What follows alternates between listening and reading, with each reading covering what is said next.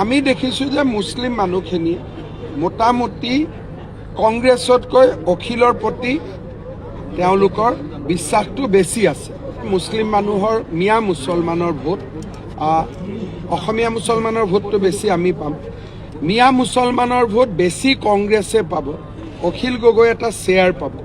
কিন্তু 2031লৈকে এইটো শ্বিফ্ট হ'ব আৰু মই ভাবোঁ যে 31ত অখিল গগৈ বেছি পাব, যদি মাজত যিটো তেওঁ পাগলামি কৰি থাকে সেইটো যাতে নকৰে। আমি দেখিছোঁ যে মুছলিম মানুহখিনিয়ে মোটামুটি কংগ্ৰেছতকৈ অখিলৰ প্ৰতি তেওঁলোকৰ বিশ্বাসটো বেছি আছে।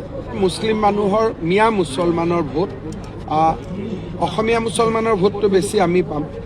মিয়া মুছলমানৰ ভোট বেছি কংগ্ৰেছে পাব, অখিল গগৈ এটা শ্বেয়াৰ পাব। কিন্তু 2031লৈকে এইটো শ্বিফ্ট হ'ব আৰু মই ভাবোঁ যে 31ত অখিল গগৈ বেছি পাব, যদি মাজত যিটো তেওঁ পাগলামি কৰি থাকে সেইটো যাতে নকৰে।